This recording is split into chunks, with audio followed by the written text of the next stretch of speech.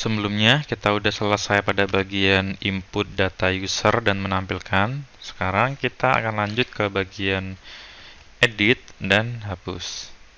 Langsung saja kita masuk bagian hapus. Kita sediakan dulu tombolnya di bagian aksi di bagian sini. Kita buka dulu button.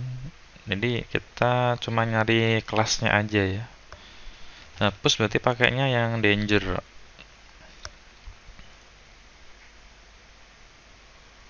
Ini. Kemudian kita masuk ke sini, kita kasih namanya link. Langsung paste aja. Terus ini kita ganti link. Seperti ini. Terus tanpa tipe, kita kasih ref. Linknya kemana? Kita kasih ke arah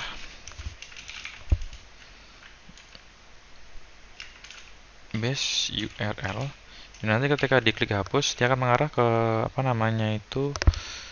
control user, function hapus, kemudian hapus sesuai dengan ID usernya. Berarti ini dari srow kita gabungkan titik srow user ID seperti ini. Terus ini kita ganti jadi hapus. Oke, ini kebesaran ya, kita kecilkan. Kecil berarti harusnya ada yang small sih. Kalau nggak salah BTN SM kali ya. Coba saya. Oh iya benar, ini kecil. Kalau MD jelek, berarti yang SM. Nah, ini aja. Atau kalian tambahkan icon biar lebih kelihatan cantik tampilannya. Terus kalau kita klik, nah kalau ini hapus 2 ini sebagai ID-nya, berarti bener ya. Kalau kita kembali, ini 1, nah ini bener. Ini error karena kita belum buat functionnya. Jadi sebelum kita buat functionnya, kalian pastikan di sini bener kayak gini, hapus/1. Jadi hapusnya itu sesuai dengan user ID-nya. Nah, kemudian kita buat notifikasi pakai JavaScript aja biar lebih gampang. Kita tambahkan sintak seperti ini. Ini saya ngopi. Nanti bisa kalian hafalkan di ininya. Jadi ada perintah seperti ini. Ada perintah. Ini saya enter ya. Kemudian kita kasih on click. On click sama dengan seperti ini. Nah, petik 2 sampai sini. Jadi nanti ketika dia diklik hapus atau begini, batal nggak jadi. Kalau diklik OK baru pindah. Oke, nah sekarang kita lanjut ke bagian functionnya. Berarti di sini kita buat function public function hapus. Nah, ini kita kasih namanya s user ID. Jadi ini tuh menampung hasil dari nilai ini. 1, 2 di sini. Oke, terus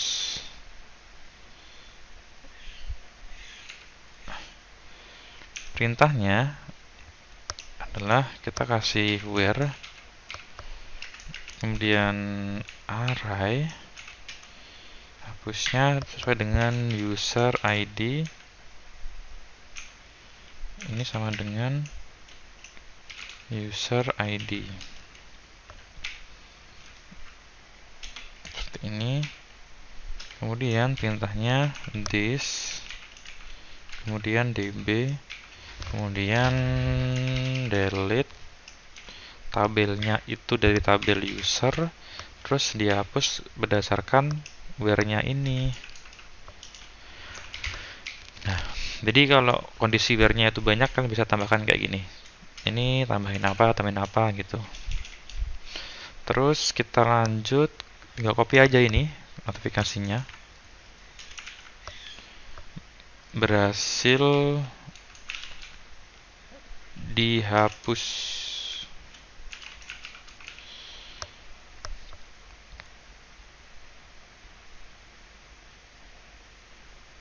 Oke, seperti ini.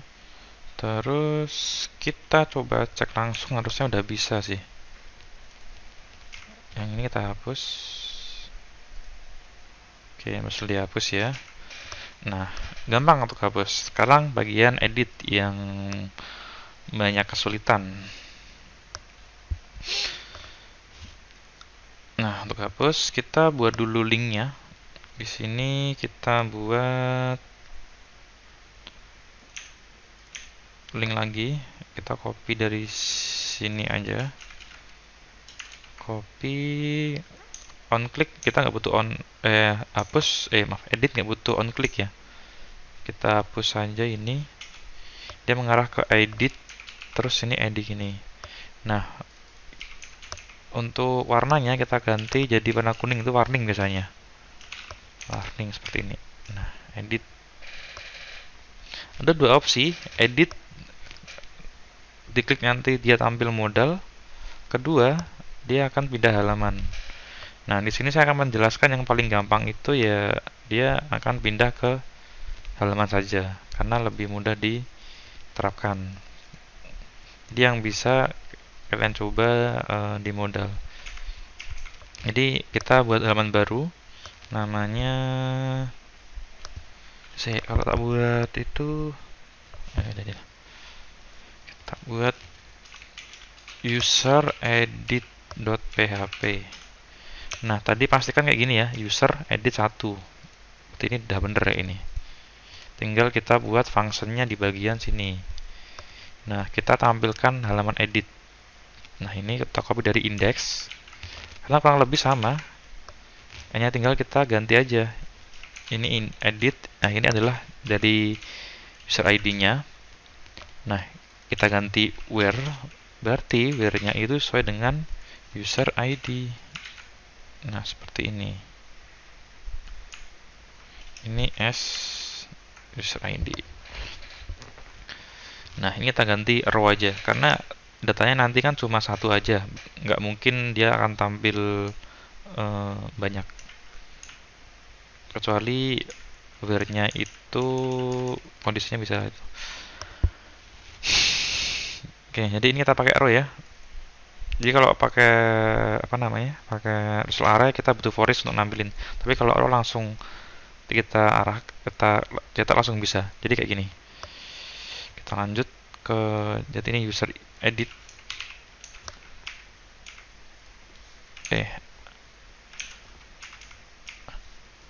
Kosong. Nah, ini kosong. Nah, sekarang kita copy aja untuk itunya dari sini, dari form ini aja. Formnya kita copy, paste di sini, kita refresh. Nah, gini. Terus kita kasih namanya, berarti kita butuh card. Card di Bootstrap itu biar ada ininya, apa namanya itu? Apa itu namanya itu? Aku lupa namanya itu. Ya, yang ya nanti ada warna putihnya gitu. Kita kasih div.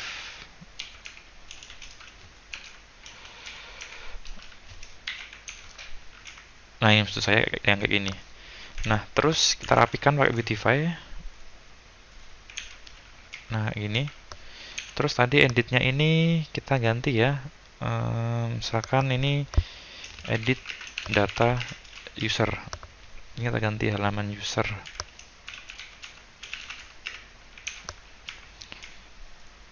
Non user edit. Nah, terus ini kita isi sesuai dengan data yang ada di sini, user sini. Nah, ini caranya kita masuk ke sini. Ini kita ganti jadi value php echo as row, kemudian user ID, username.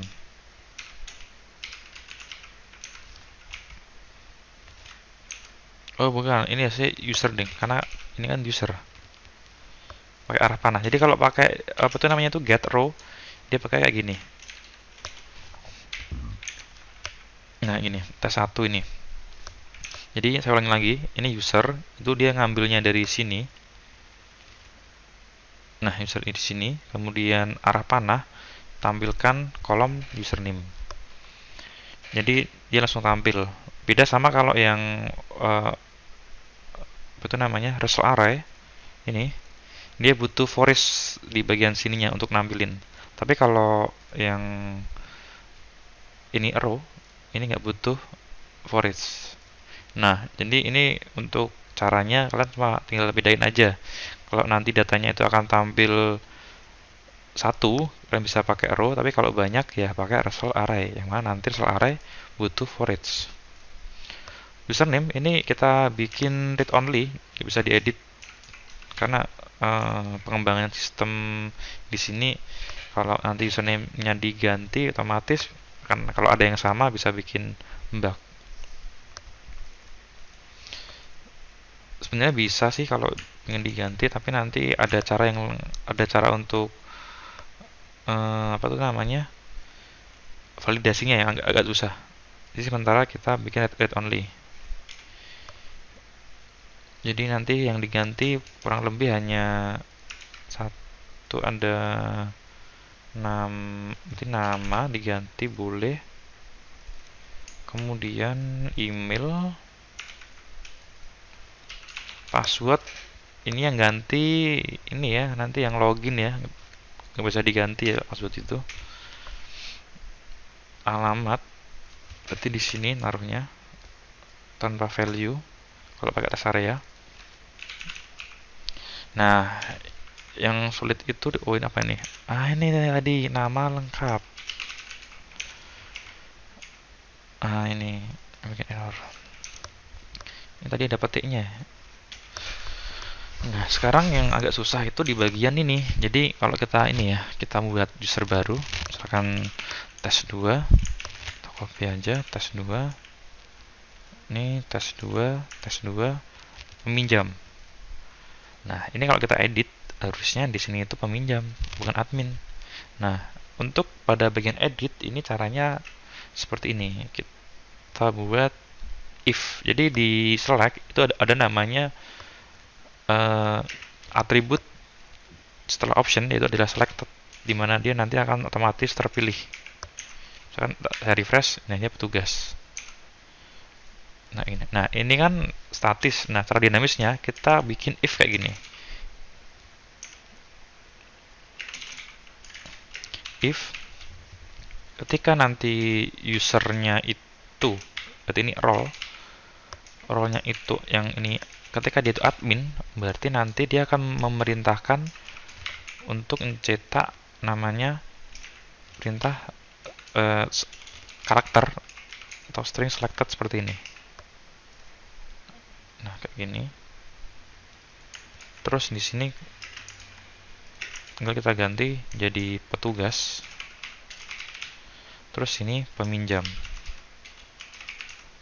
Kita refresh. Nah, dan kalau kita di sini admin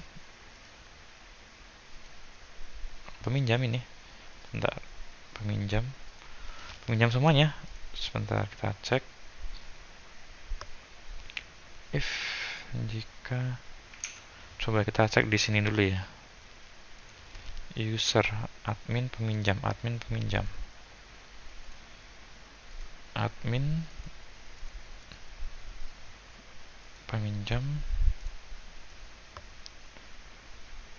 If ini sama dengannya 2 kali. Nah, seperti ini. Bener ya ini. Oke, nah sekarang kita udah berhasil ininya ya, nampilin data yang akan diperbarui. Nah sekarang nyimpennya. Nah kita cross check ulang dulu.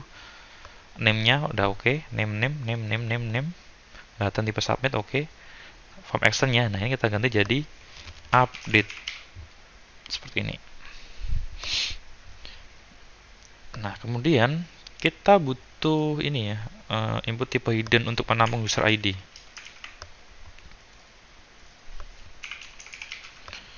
username ini berarti user ID. Ini value-nya user ID. Jadi input tipe hidden itu dia nggak akan diperlihatkan di tampilan. Dia akan tersembunyi di sini. Nah, di sini ada ini. Input tipe hidden. Value-nya 3. Ini 3. Nanti dia akan ikut di itu yang dikirim. Oh iya, ini untuk buttonnya, untuk apa ini namanya ini? Close-nya kita hapus saja ya. Ini kita ganti simpan. Kalau mau batal ya udah langsung pindah ini aja. Untuk kalian ini aja sediakan tombol kembali gitu, nanti dia akan langsung ngelink ke sini. Lanjut, berarti kita masuk ke bagian ini user update. Kita buka controller user. Nah, update-nya ini mudah. Kalian tinggal copy aja dari simpan di sini. Dan tinggal paste ulang, paste kita ganti jadi update. Nah, untuk cek ini kita hapus karena nggak perlu ya. Terus ini juga kita hapus. Ya kayak gini aja berarti. Oh, nah, username itu nggak dipakai karena username nggak bisa diganti. Jadi sebenarnya username itu boleh enggaknya itu tergantung sistem yang ingin kalian buat ya. Kalau kalian boleh diganti, berarti nanti kalian harus bikin aturan di mana nanti ngupdate itu ada 2 opsi. Ketika dia nggak diganti ya nggak error, kemudian kalau dia diganti juga nggak error. Nah, di sini nggak saya terangkan karena caranya mungkin agak lebih rumit. DB, oh ya, ini update. Datanya dari sini, kemudian where. Nah, where-nya saya ngopi dari sini. Atau sini. Nah, ada 2 opsi. Ngupdate-nya bisa dari user ID. Berarti ini kita copy dari sini. Ini ngopi dari user ID-nya. User ID ya diambil dari sini. User ID ini. Ini tipe ya, untung tadi ketahuan. Kemudian ini kita ganti jadi username karena username bisa jadi patokan untuk where. Sekarang kita coba langsung untuk update. Kita coba ya. Ini tes 23 jadi petugas 3 simpan. Apa ini error? Insert into. Oke, kita belum ganti. Ini harusnya update. Ini nama tabelnya user. Aduh, ngantuk.